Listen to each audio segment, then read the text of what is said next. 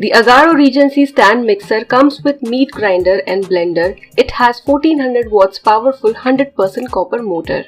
Right now you can see all the attachments in place. Let's take a look at them one at a time.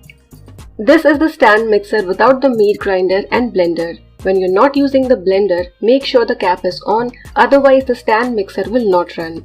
Please ensure that you place your hand on the tilt head while opening and closing it.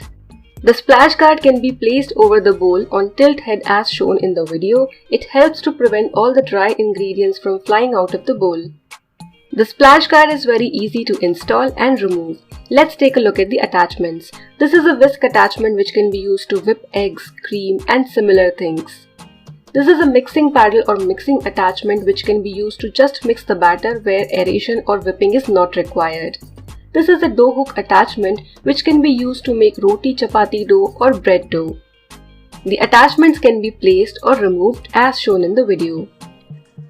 This stand mixer comes with a big 6-liter stainless steel bowl. Place the bowl in the stand mixer as shown and twist to lock it. It's important to lock it properly so that it doesn't wobble or move while using it. Let's take a look at the meat mincer. Before using it, remove the bowl and any attachment from the stand mixer.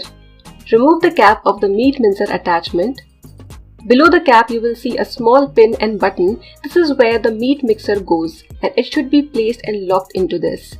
This is the meat tray on which the meat can be placed and pushed inside the meat grinder.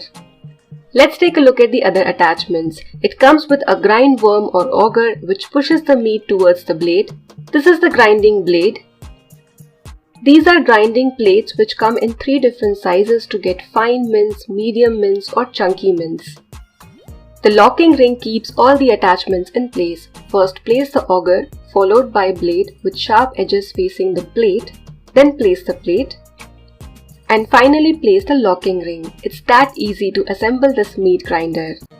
These 2 attachments together can be used to make sausages.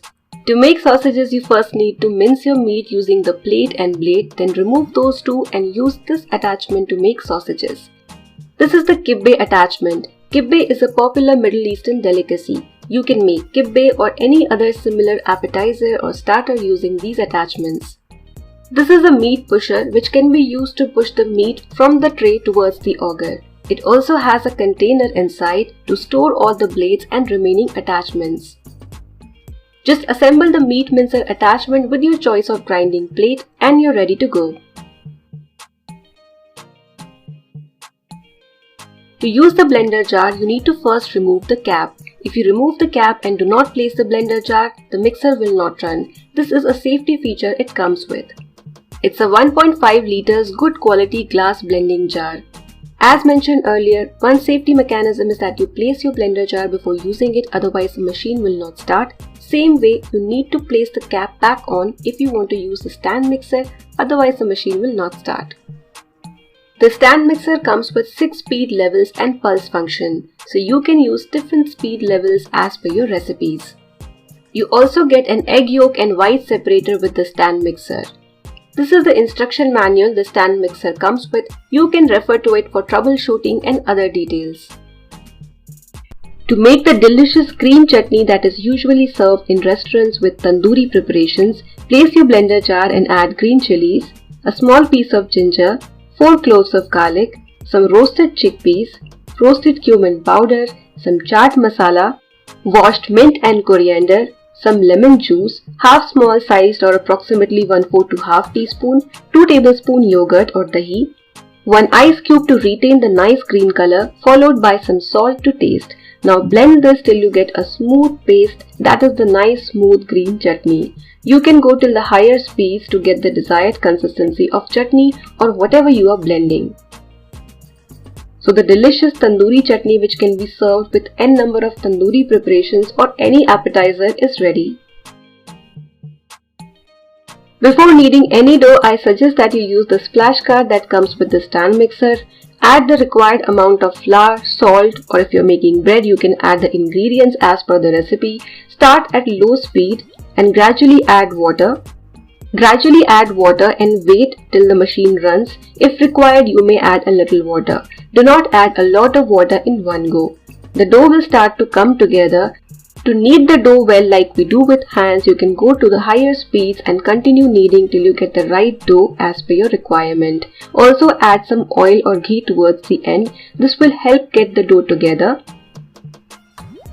Rest your dough for some time like we normally do. After resting the dough for 10 to 15 minutes, knead it for another minute and you'll get a nice smooth dough for your roti or chapati. To make chicken seekh kebab, I'm using the finest grinding plate. Remove the stand mixer bowl and attachment and add chicken on top from the meat tray. You can use speed 1 or 2. I suggest you use lower speed to get better mince. Keep pushing the chicken pieces inside using the meat pusher. This is the fine chicken mince which can be used in n number of recipes.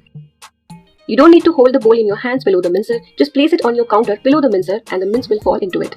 The mince looks great and can be used to make chicken keema, keema pao, but I'm going to make seekh kebab, so I'm mincing it twice. So depending on the recipe, you can use the same plate twice or you can use a combination of different grinding plates.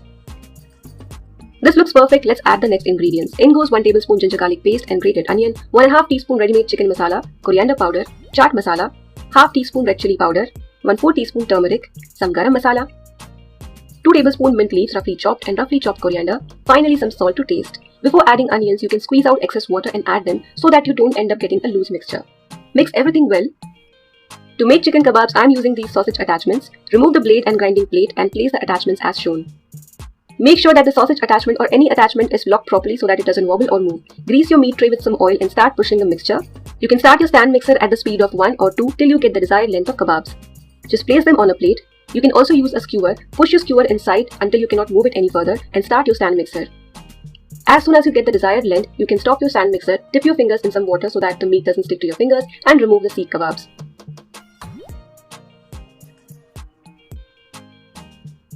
You can dip your fingers in some water again and gently push the meat on the skewer to make it look like restaurant-style chicken seekh kebabs. The kebabs are ready. You can place these in your OTG or convection, or you can cook them right away on your grill tawa or regular tawa or griddle. Just brush your tawa or griddle with some oil or butter.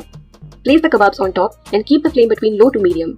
Turn the kebabs and cook till they are done on all the sides. The meat will turn slightly white. Do not overcook as you will get dry and chewy kebabs.